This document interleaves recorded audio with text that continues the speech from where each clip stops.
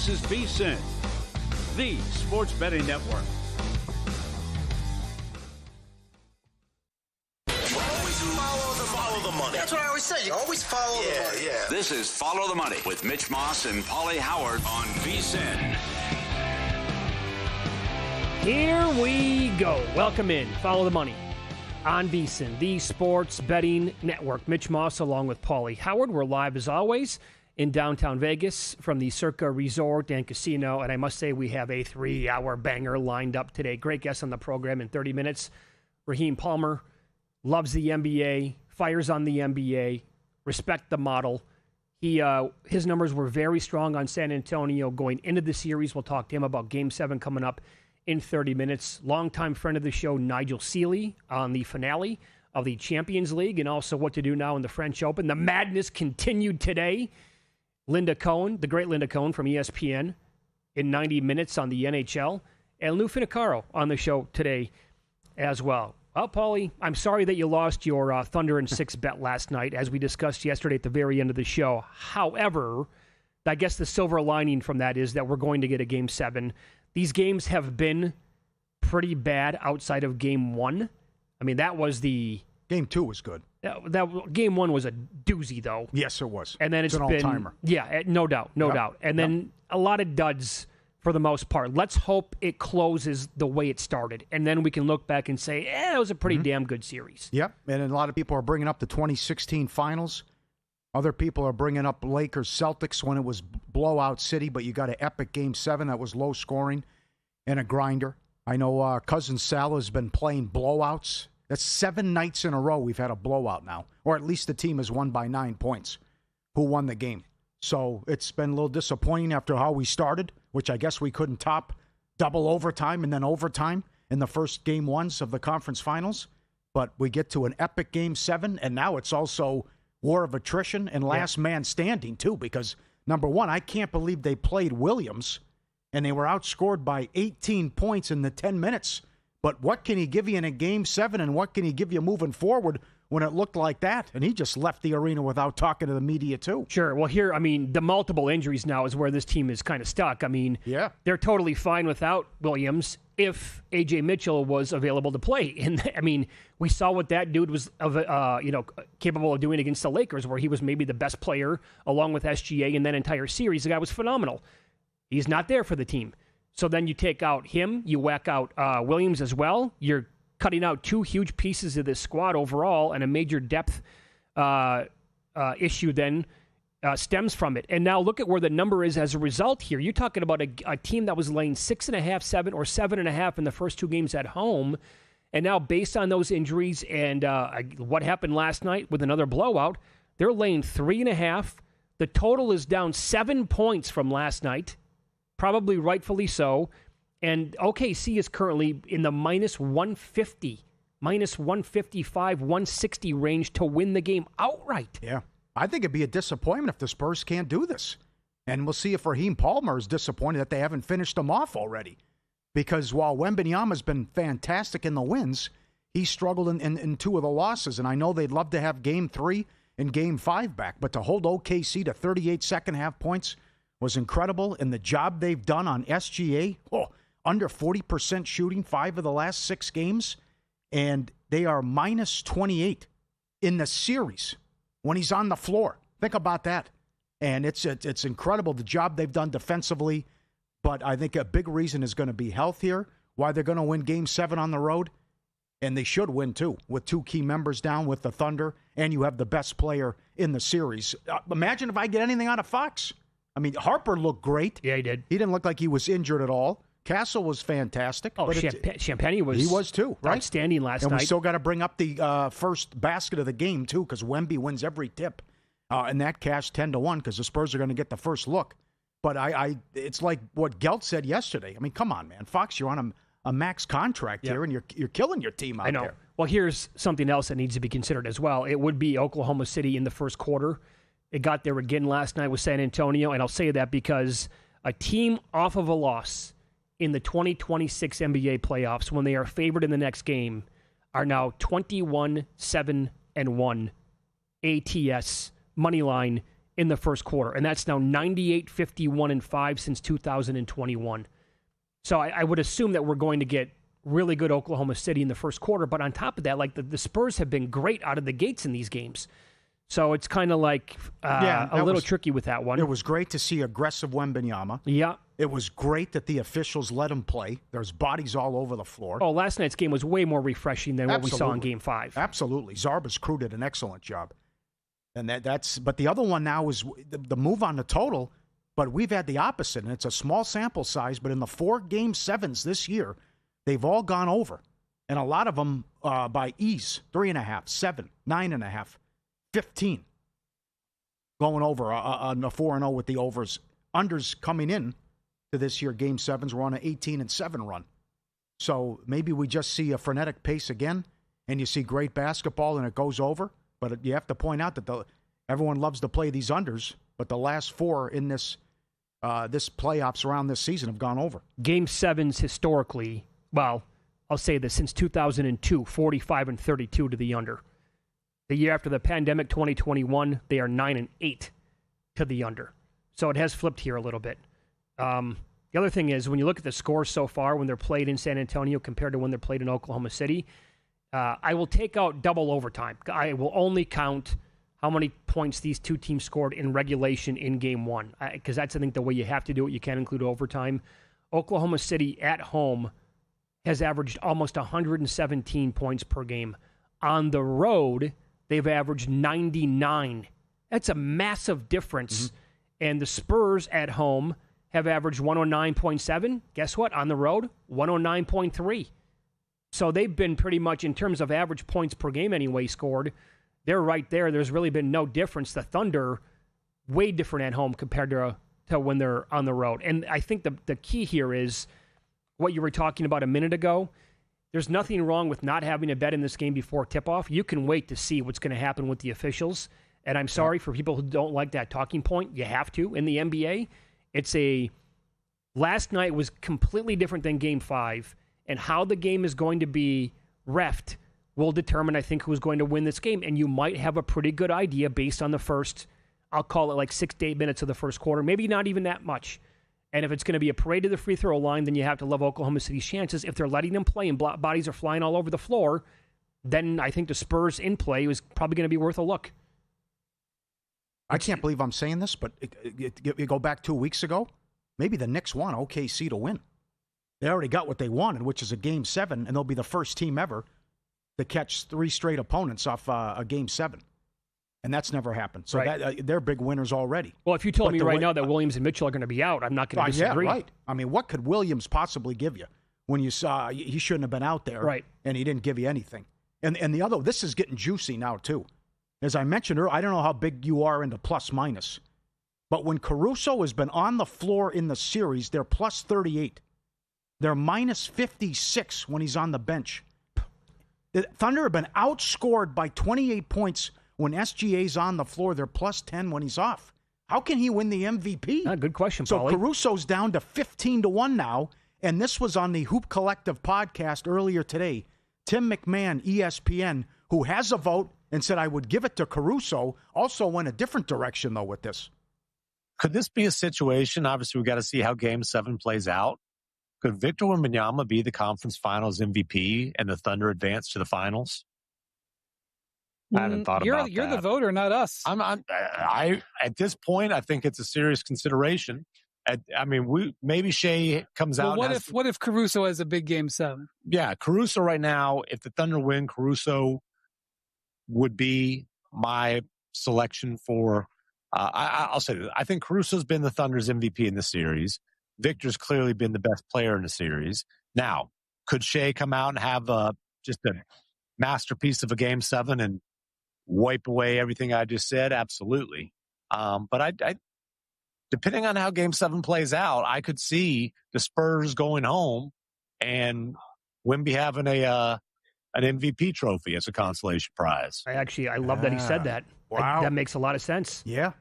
He had the stinker in Game 5, but other than that, he's been dominant on both ends. Oh, Paul, who's the best player in the series? That's right. Oh, no doubt. There's no hesitation. It's Victor Wembanyama. I think the odds are still mispriced.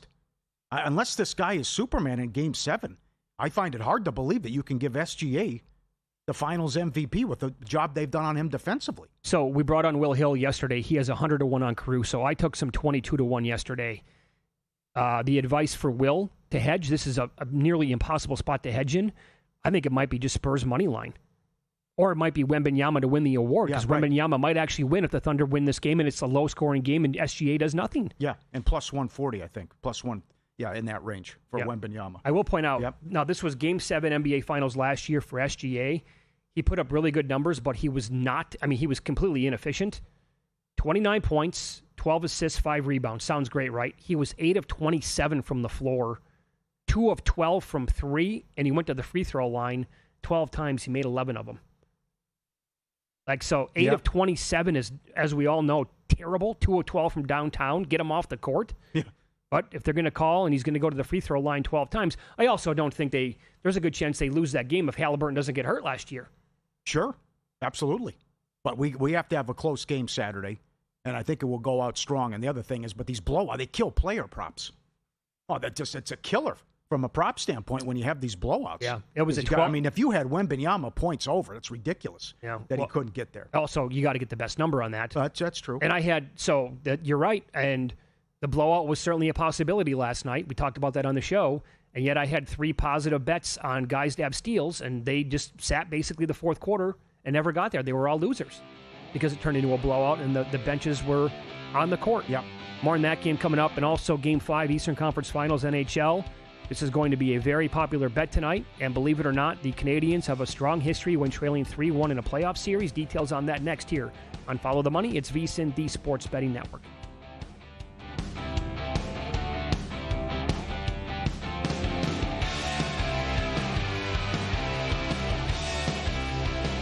Racetrack Television Network brings you every race, from every track, on every screen, every day. With monthly packages starting as low as $5, RTN gives you great value and access to more live HD streaming and race replays than anyone. Visit RTN.tv today to sign up and watch on almost any device, including Roku and Amazon Fire. Use promo code TRYRTN for a 5-day free trial. This is VSiN, a network of sports betting analysts, writers, hosts, and handicappers, all here to help you become a more confident bettor. We broadcast live every day from Las Vegas, the sports betting capital of the world, and from studios across the country, giving you insight from every angle of the action. Take VSiN with you wherever you go with the VSiN Watch app, or catch us on streaming platforms and regional sports networks. You can also listen live on SiriusXM Channel 158 and on radio stations nationwide. Check out VSiN.com as well for betting tools, exclusive betting splits, AI-powered player prop projections from Opta, pro picks for every game, plus in-depth betting guides and articles built to give you an edge. From sharp betting analysis and daily best bets to insider interviews and expert breakdowns, VSiN is your trusted source for everything happening in the world of sports betting. See everything we have to offer at VSiN.com and become part of the Sports Betting Network.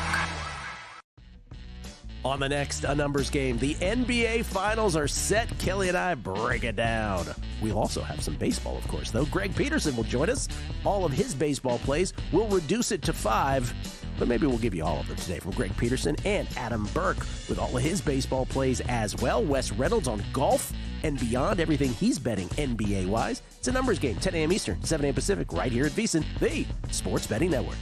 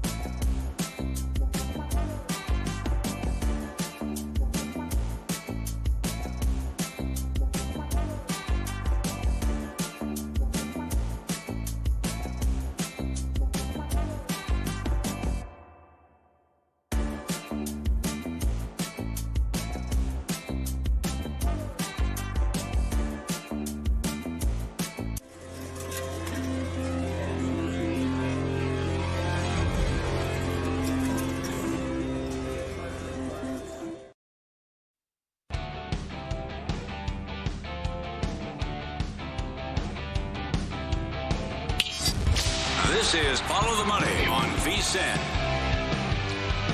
So when I'm sitting here telling you that it's going to be a very popular bet tonight, when you look at the betting splits on the website here, vsin.com, we'll use DraftKings numbers, National Sportsbook here. The bet that I'm talking about for Game 5 in the NHL would be Carolina on the puck line.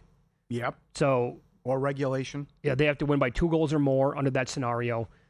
Right now, 83% of the handle is on that at DraftKings, 73% of the bets. 80% of the handle is also on Carolina minus 250 just to win the game. It's been ugly. 83% on the puck line, and I can't disagree with it. I know. Montreal, 43 shots on goal last 3 games. Fewest in the playoffs since they started tracking this in 1960. And can they come back? Unlikely. When you're talking conference finals or Stanley Cup semifinals round, when you're up 3-1, the teams are 72-1.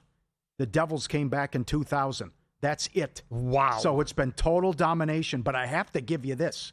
And this is incredible. And this is from ESPN.com. The Canadians have been on an unbelievable heater when they're getting the plus goal and a half, the goal on the puck line. They've covered 29 of the last 30 on the road. Oh, they've been... I mean, take the plus goal and a half here. They are the Legion of Doom. It's Hawk and Animal. That's nuts. Yes.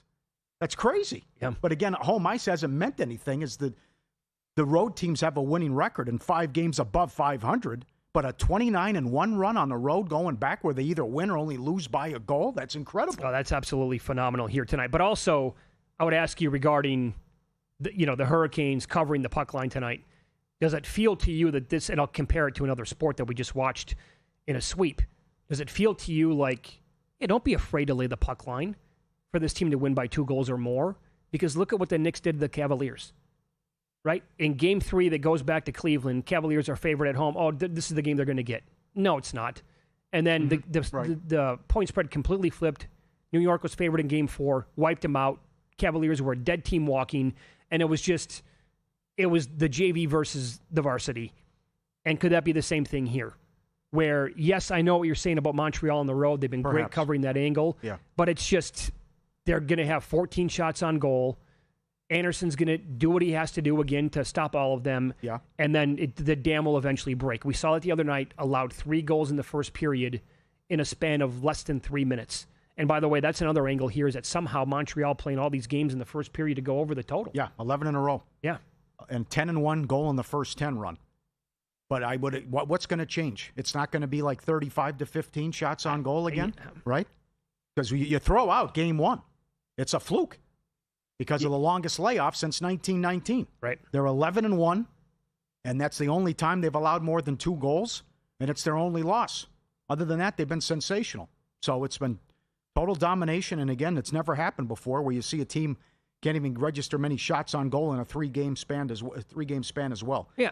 Here's what you have, by the way. Yeah, and I'm all about Freddie too, as Freddie's been so good. Well, how so? How do you want to bet him? I wouldn't be surprised. I forget, it was like I wouldn't mind the 7, 8, 9-1. I think it's 8-1 to win by shutout again, because if you're only going to get 12, 14 shots on goal, and they're so good defensively, and you stay out of the box, and he's been in a zone, I don't think that's bad value either here. You can bet this is available at a couple of different sports books, probably more considering I checked it earlier this morning. But the props on Anderson tonight, the goals allowed, you can lay, it's minus 175 under 2.5 goals. What do you think of that? Yeah. Oh, boy, it just shut out 6-1. Oh, that's the lowest I've seen in a long time. Yeah, sure. Wow. So do the Canadians get 3 goals in the game? No, I can't see. So also his prop for the saves tonight is 8. So I asked you the question yesterday, who else can win the Conn Smythe other than him? Because I think, and you kind of like gave me some resistance on this, I know he's had the 3 shutouts, the goals against, very good, the save percentage, all elite, right? But also in the series alone, the saves by game, 18, 11, 10, and 16, like I'm not, it's not a statement by me, it's a question. Like he's doing nothing basically in these games. He doesn't have to face anything. It's kind of like all that talk we heard, Sauce Gardner, boy, this guy is a rookie. He's unbelievable. First of all, he got away with pass interference all the time, and he never really faced, I don't know, like people weren't throwing at him that much. And people are just going to say, yeah, he's shut down cornerback. He's got to win the award. Meanwhile, other cornerbacks in the league had much better numbers than him. So it's like, is he really doing that much to where he should be by far and away the short shot for Carolina to win the award? I'm not a hockey expert or historian. I'm just asking the question. Yeah. I think $250 is the right price. And it also figures they will beat, or if they beat Vegas, it'll be a low-scoring series. I don't see all these guys going off for Carolina either. I mean, we've had several people already send that in and tweet at us and email as well. The responses coming in, going back to Jaguar and the neutral zone trap Devils teams. I mean, how dare you put up a 5.5 in game one? Right. You got to open up a 5 and maybe go lower. I would think this would be a low-scoring series coming up. Number one, with how Vegas just shut down Colorado and how hot Hart's been, and Carolina doesn't give up anything. So I think plus 250 is appropriate. And I think, but you got to shop the Carter Hart, though, as we talked about yesterday. That's all over the place. 27 at FanDuel, 12 at DK, 10 at Caesars. Sure. 75-1 before the Colorado series started. Yep. What do you want to do with Dobush tonight? Saves by game in this series, 40, 36, 23, and 26. If you go back to some of the games against Buffalo, 37 saves, 27, 33. He's also allowed 3 goals in 3 different games, 2 in the other one. 29.5 saves tonight is the prop. It's a big number, but Carolina has been peppering him as this series has progressed. Yeah. Also, is he going to allow 4 goals or more? Over 3.5 is plus 130. Under is minus 175. Well, this is an elimination game, so they don't care. A loss is a loss. He comes out, he stays out, and if you're down multiple goals, they'll pull you with 5 minutes left. Yeah. Well, at least those won't go against him. Yeah, but you're talking team totals, though, and also the total 5.5, though. You got to be careful tonight in an elimination game. There could be 2 empty net goals on you. Let me tell you this. The Canadians have won 3 playoff series after trailing 3-1, tied for the most such comebacks in Stanley Cup playoff history. Pretty good. How many times teams did you say did it? Got that. Well, in this round, right? It's only been down 72-1. Yeah, they've done it in any round all time. Yeah, they've done it in any round. 3 different times, down 3-1.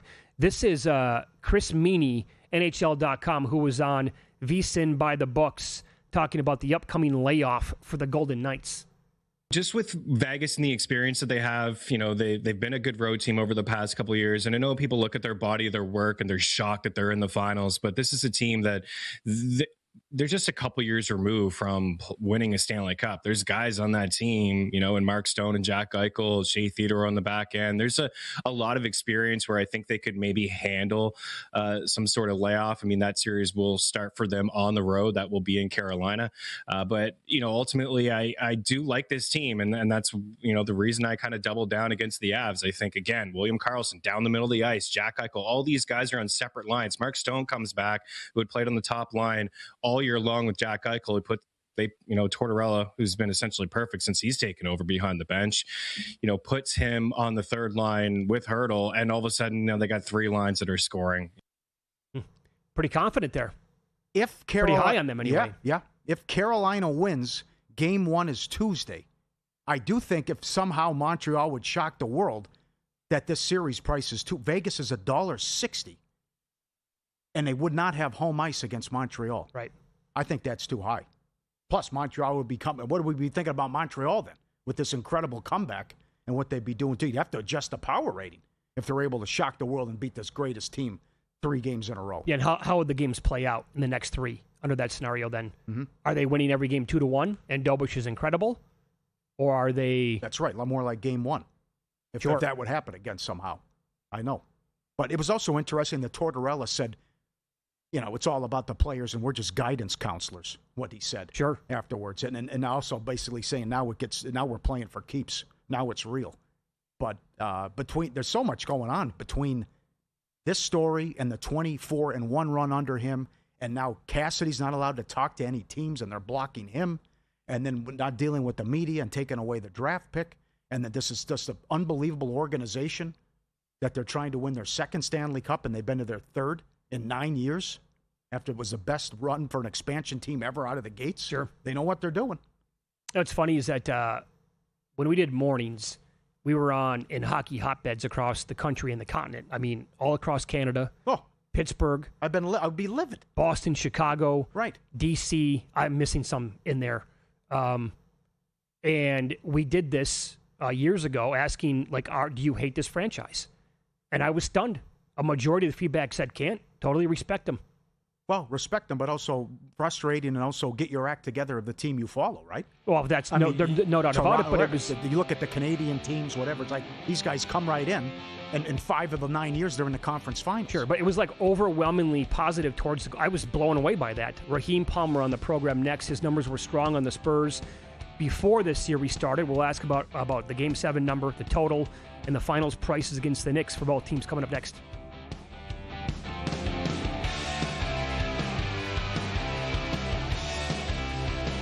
The biggest contest we've ever seen. Seriously, what's the guarantee? They're still talking about it. I think it's time to put the rumors to rest. Showtime. $30 million. $30 million? $30 million? $30 million? That's $30 million guaranteed. 3 contests, multiple ways to win, no rate. Entry starting at $1,000. Enter in Nevada, play from anywhere. Elevate your sports betting game with VSiN's exclusive betting splits.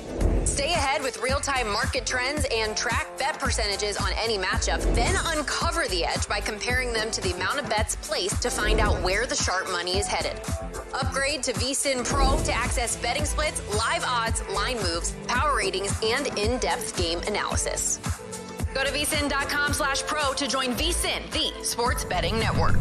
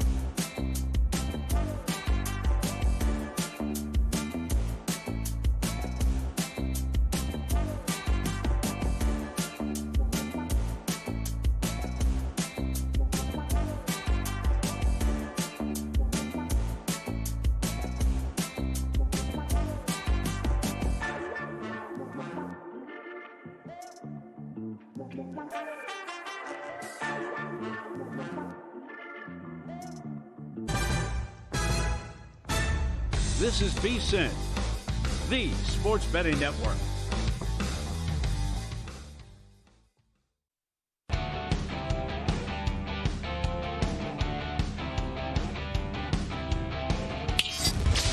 This is Follow the Money on VSiN.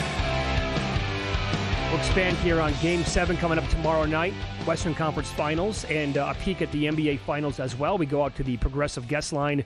Raheem Palmer, kind enough to join the program with Ringer, Spotify, FanDuel TV as well. Loves betting on the NBA, and very cool to hop on the program today, Raheem. Thanks for the time. How are you? I'm doing great. Thanks for having me. Last night we got it in with the Spurs, so we're sitting on the Spurs plus 215 to win the entire series. And right now, you see them, they're about 3.5-point dogs in like plus 140, 150 range. So I feel like I have a good position heading into Game 7. Yeah, you're a great follow on X, and you tweeted out before the series, you're like, holy smokes, my numbers are way stronger on San Antonio than the market. And I think you had OKC minus 185, if I recall correctly, going into the series. So you like San Antonio, no doubt, and you're going to grab that number. What do you make now of the Game 7 number as the Thunder, with the injuries now baked in, about 3.5-point favorites?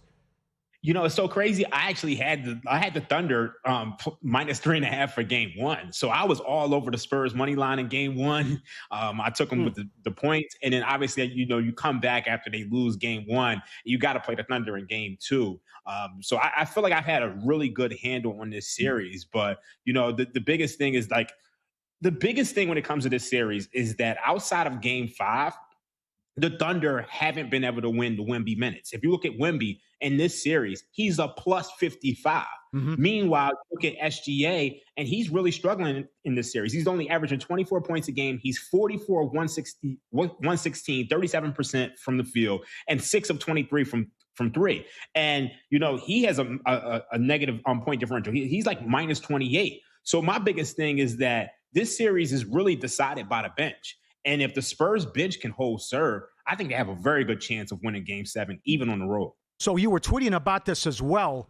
And historically, everyone wants to play Game 7 unders, and you see big movement on it. But thus far, it's 4-0 to the over. How are you going to attack the total?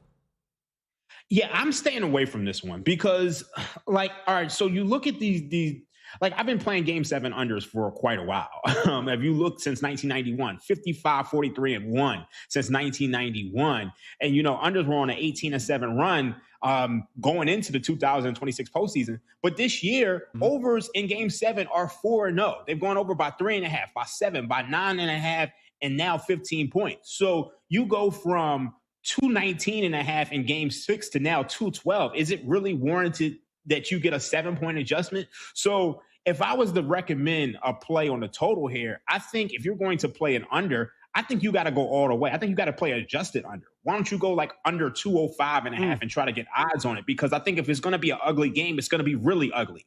There's no way this game is going to go under 212 and then probably not go under 200 because Game 7s are traditionally ugly outside of the last 4 that we've seen. So that's how I would approach it. I'm personally going to stay away from the total at this point in time. But I think if you're going to play the under, play some odds. You might even be able to go under 190, and then you might see a 85 to 90 game. Those things happen in Game 7s. Sure. We'll look at laying out numbers with point spreads in this series.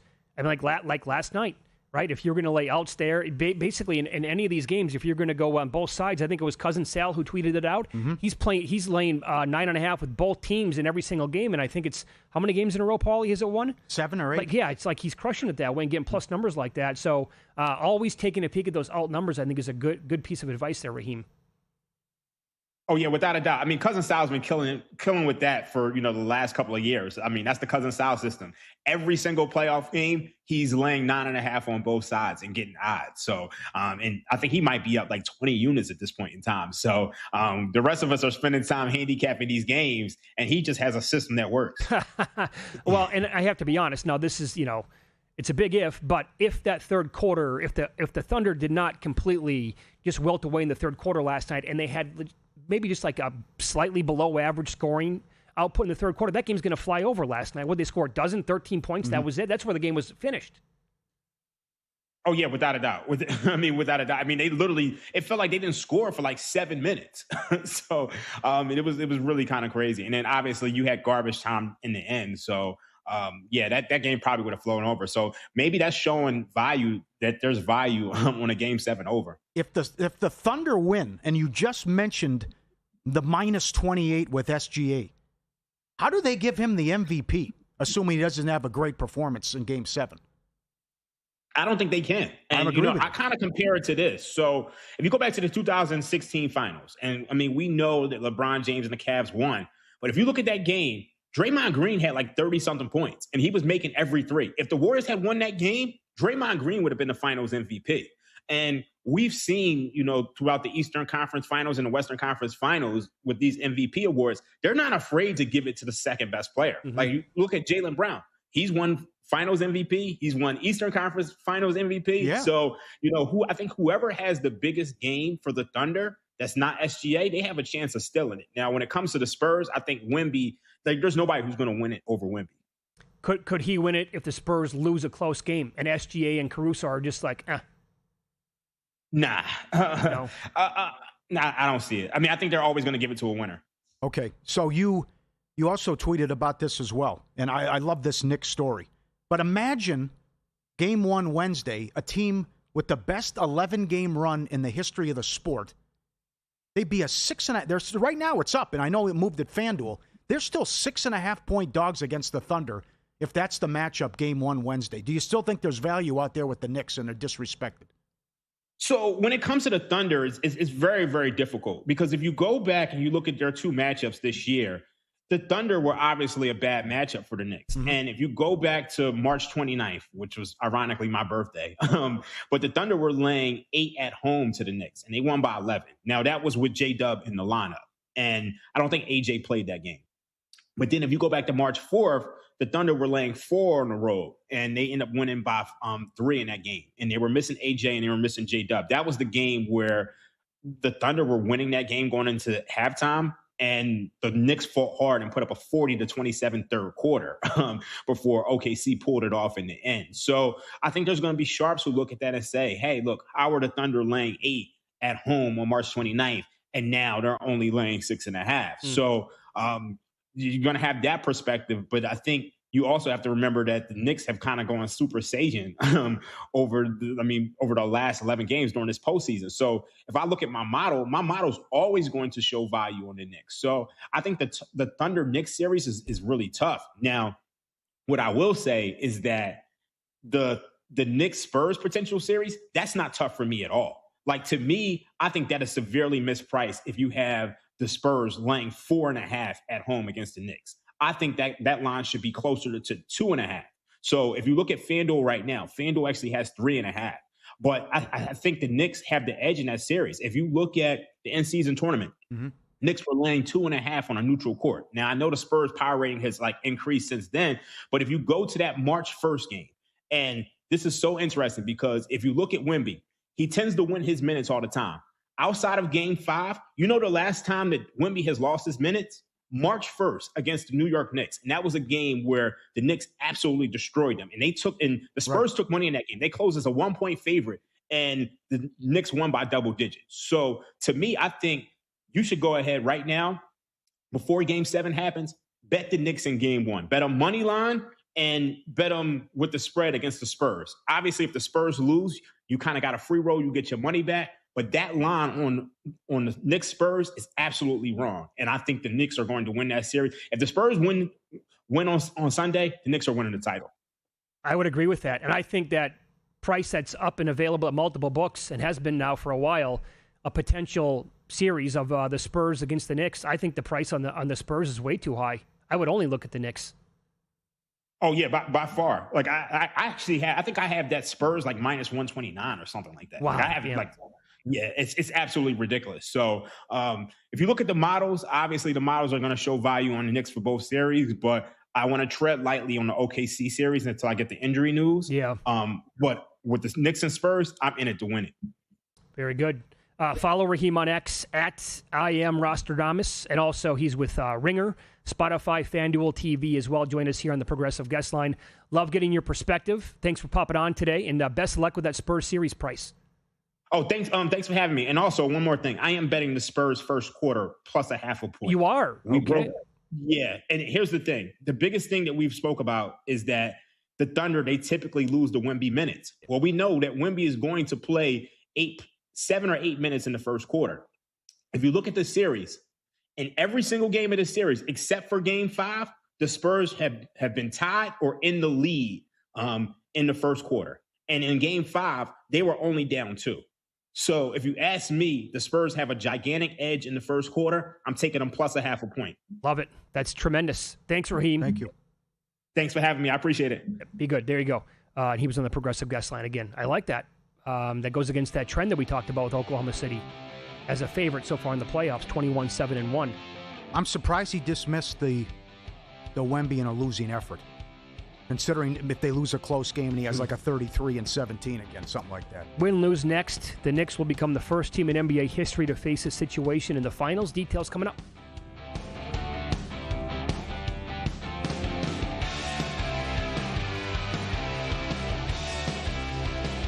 VSiN's player prop projection tool is now available for the NBA. Get projections for points, assists, rebounds, and more powered by Opta AI. On VSiN.com/NBA props, we line up our projections against the latest DraftKings odds so you can quickly spot mismatches and find value before the market adjusts. The NBA player prop projections tool is available exclusively to VSiN Pro subscribers. Check it out now at VSiN.com/NBA props and join us on the Sports Betting Network. Your favorite VSiN shows and personalities are now available to download as podcasts. Catch every hour of our live broadcast with VSiN Best Bets, or find your go-to show and download it directly. Get instant reactions to last night's games, sharp analysis on today's biggest matchups, and everything in between. Whether you're commuting, working out, or just catching up, VSiN lets you take the action with you wherever and whenever you want. Search VSiN on your favorite podcast platform and get in on the action with VSiN, the Sports Betting Network.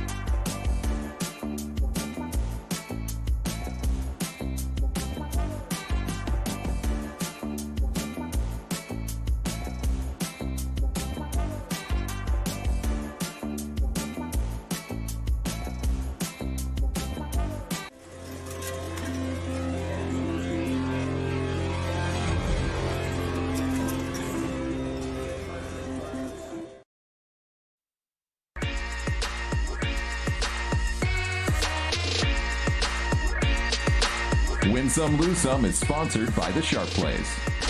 Were you a winner last night? Wow, winning. Or was it a rough one? Well, they can't all be winners, can they? Loser! You're a loser! Paulie Howard recaps the night in sports betting in Win Some, Lose Some. Rooting for the Spurs. Want Wemby against the Knicks. And another reason why, we get another round with the first basket prop. Because Wemby wins every single opening tip. Champagny 10-1 first basket of the game. Nice edge when you know I'm going to start with the ball every time. Got to finish, though. Most rebounds, Chet plus 850. Most threes, Wembanyama plus 850. Dead heat with Vassell. Now, here's my concern about Game 7 for San Antonio and my future ticket on them to win the West. They hit a lot of threes last night, early, often, did not stop taking them. What was it, an all-time record in the first quarter? Yeah, right. I thought they were in trouble because they shot so well and led only by 7 at the half. Oh, you're not the only one. Yeah. So what if that is the exact opposite case in the first quarter and early on, but they don't stop taking the threes? It is going to get ugly, and they're going to get blown out of the gym that night. Interesting. I think they settle too much as well. I don't like it. Yep. McCain, 5+ assists, 20-1. Oh, wow. 6+ assists, 30-1. Champagny, 2+ blocks, 9-1. Harper, 18+ points, plus 850. Why am I keeping Fox around if this is going to continue? Well, right? Again, you don't know about the injury here. Well, okay. Fair enough. But certainly if you told me he's 100%, then it's probably a no-brainer to get rid of him. And a better before the season at DraftKings put $49,000 on the Knicks to win the title at 19-1. Pays $980,000. The cash out being offered is $255,000. And he's loving life also because with how well they're playing, the series price odds have been cut in half. Sure. With what we saw just a week ago. And now could only be like Spurs, maybe only 220 in that range. In play, Fonseca, 13-1. Beat Joker. Another one bites the dust. Subscribe, be part of the team, VSiN.com. Our radio and podcast friends, you always want to see these tweets and videos. At Paulie Does Vegas on Instagram. Send them in, we'll put you on. Let's go to Manhattan. The concrete jungle. Look at this thing. You want a penthouse? Is this one that's $60 million or 110? 49.9. Okay, so we'll call it 50. 49. Look at this. Right? How skinny it is. There's one in there we'll show later that goes, oh, what a view. Come on. Central Park. This is like where Axelrod lives in billions. There's one for 110 million. This one goes for 50 million. Imagine. Could you live that high up? I don't know. That's a good question. It's a hell of a view, man. What a view. It's not bad. I see Ben Simmons is listing his place in Brooklyn for 14 million. That's a monster, though, as well. That is, well, it looks like where Axelrod lived. That thing's a mansion. But it's just so weird how it's built, and it's like a needle. How when the building is. It looked like one Lego going straight up. Right. And that was it. Right. You'll appreciate this. Show the German Shepherd puppy. At the train station. Oh, I've seen this. Have you? Yeah. Okay. The dog failed his service dog exam and was at the train station carrying the pet elephant toy. He'd been training to become a service dog, but during the final test, he kept getting distracted by the elephant toy. Instead of staying focused, he tried to steal it like it was the only thing in the room that mattered. That was the moment he failed, but the owner can't be mad. The dog did his best. He's still loyal and full of love. So he got to bring the toy with him, and there he is going back.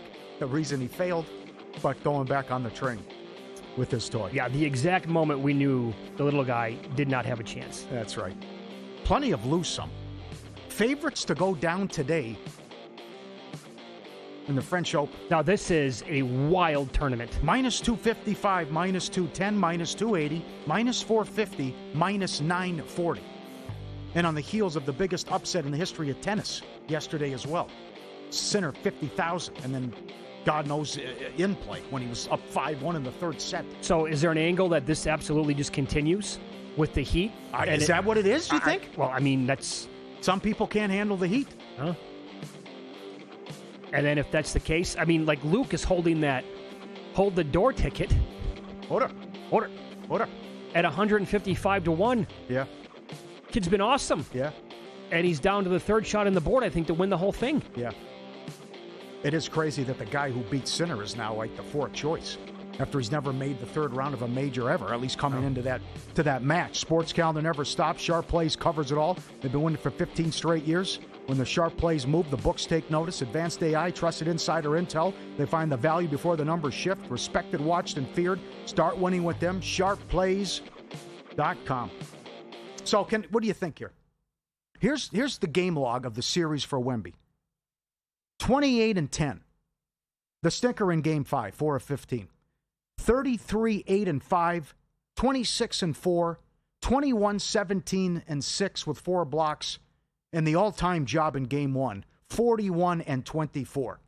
If he has 38-17 and they lose by 1, I'm with Raheem. They've been outscored by 28 points in the series when SGA's on the floor. I can't believe he's minus 130 to win the award. I think you should take more Caruso. And we just heard from a voter who said, I am voting Caruso. Yeah, and by the way, SGA's true shooting in this series so far is about 52%. A little bit better than 50% overall. It was 66% in the regular season. That's a massive drop-off, and for around 50%, that's not great. That's far from it, in fact. Mm-hmm. And again, I don't have a problem at all if voters give the award to a player on a losing team. He's clear. Wembanyama is, come on. If you talk to 100 people right now, 99 of them are going to say Wembanyama is the best player in the series. The other person's probably been drunk the whole time watching the games. The analogy would be in 2015 when LeBron was basically the one-man wolf pack. And absolutely, he was obviously, to anybody with a pulse, the best player in the series against Golden State. I think that series went 6 games, and they gave it to Andre Iguodala. We all know that LeBron James was the MVP of the series in losing effort. There really should not even have been a debate. However, voters have an issue giving it to a player on a losing team for whatever reason. Well, we just had Connor McDavid, though, too, not that long ago. It's a different sport, doesn't that happen in the NHL more often than anything else? I would have to look at it. I don't know the history. And then certainly we've seen it a couple times in the Super Bowl. But that was, to me, and Iguodala was 100-1. He wasn't on him all the time. But if you're the primary defender on LeBron and he averages almost a triple-double, how are you the MVP? When he's just an assassin out there. I have to also say that it was quite the indictment on the big guys from Oklahoma City in Game 1, because they had to resort to putting Caruso and a little bit of Jalen Williams on Wembanyama defensively. Now, what are we doing here, folks? You could show a person who's never watched basketball for a second in their life, you're going to be like, let's pause this for a second. That guy there in the black jersey, he's 7'5". The little fella guarding him is like 6'4", whatever. And they'd be like, well, why are they doing that? Well, here's why. It's because the 2 guys that are 7 feet absolutely stink and can't play a lick.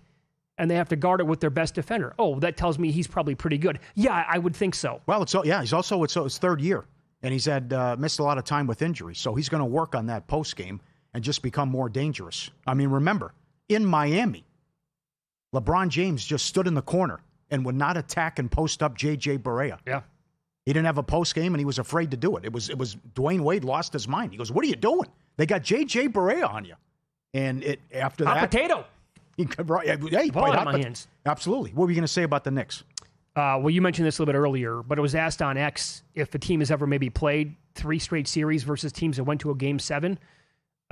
Obviously, they took apart the 76ers and the Cavaliers without problem, any problems whatsoever. Josh Dubois from the AP confirmed this. The Knicks will be the first team to play an opponent in the conference semis, the conference final, and the NBA finals coming off of a 7-game series.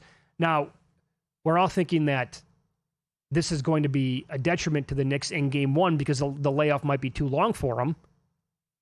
However, once the game ends on Saturday night, Game 1 is, Wednesday? Yes. That's a pretty lengthy layoff for the winner of the game as well. Yeah.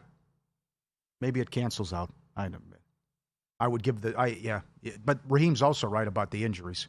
Who wins and are you entering? How beat up are you too?